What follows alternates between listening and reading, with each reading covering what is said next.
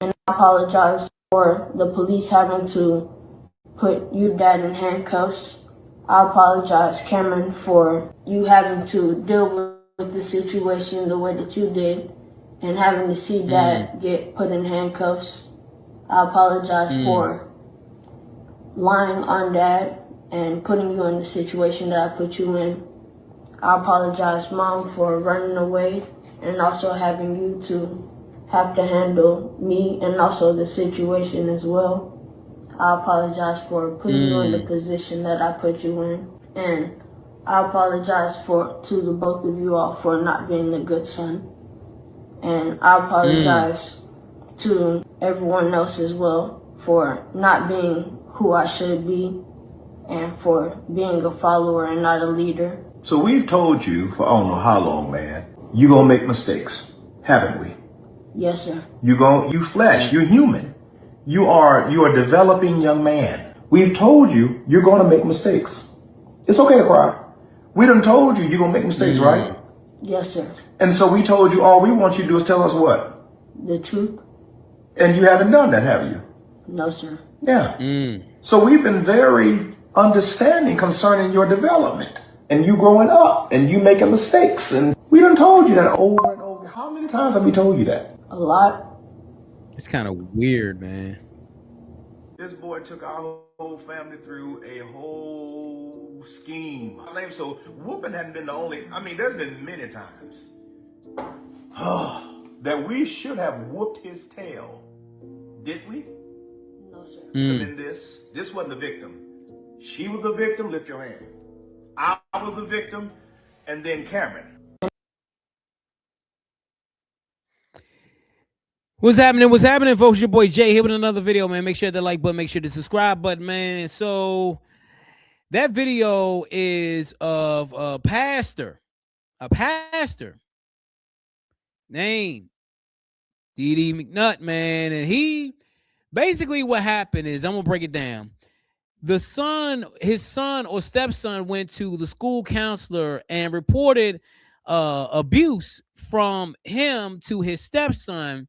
And then after some things went on, he made his son or stepson or son-in-law, whatever, go on live and apologize for all the false accusations that were levied against the pastor and his family. Now, first of all, I think this, to me, I'm not, it's always innocent until proven guilty.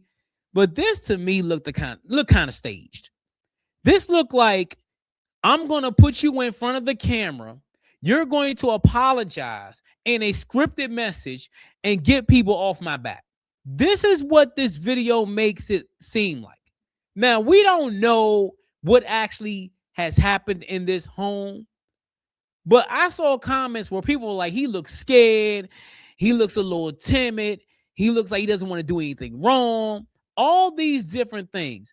But I have a question, and I know some people have questions in the comments, so leave your comments below. First of all, why would you have him, if you want to protect the integrity of your child, why would you have him go on live and do that?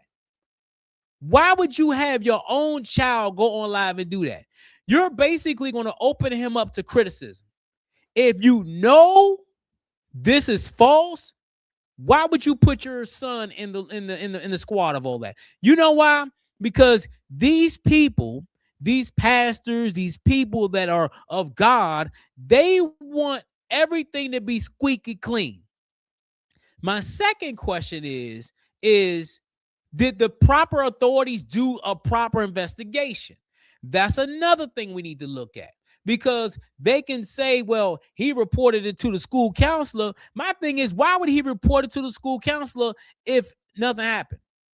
The boy done ran from home. He reported it to the school counselor. They went in, probably did their little mini investigation. We don't know how cool the pastor is with the school counselors and authorities in that community. So we don't know what's right and what's wrong.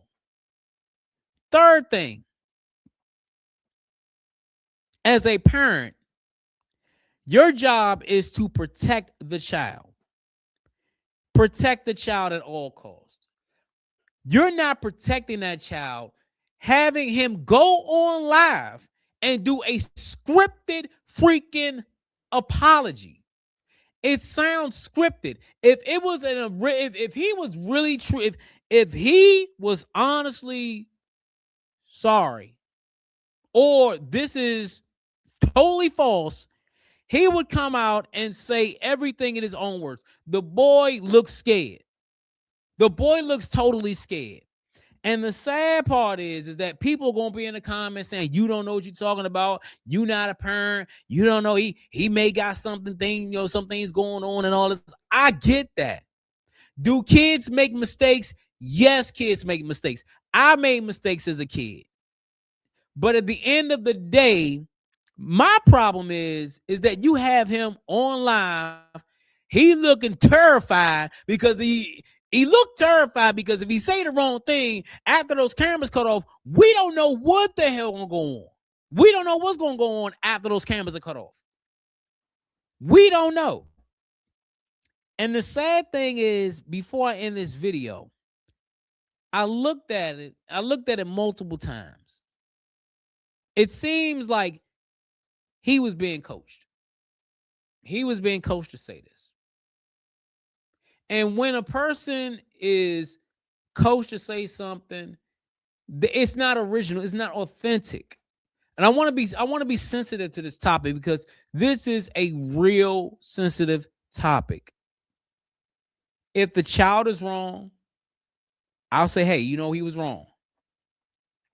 But it seems like there's some holes in the story that needs to be filled.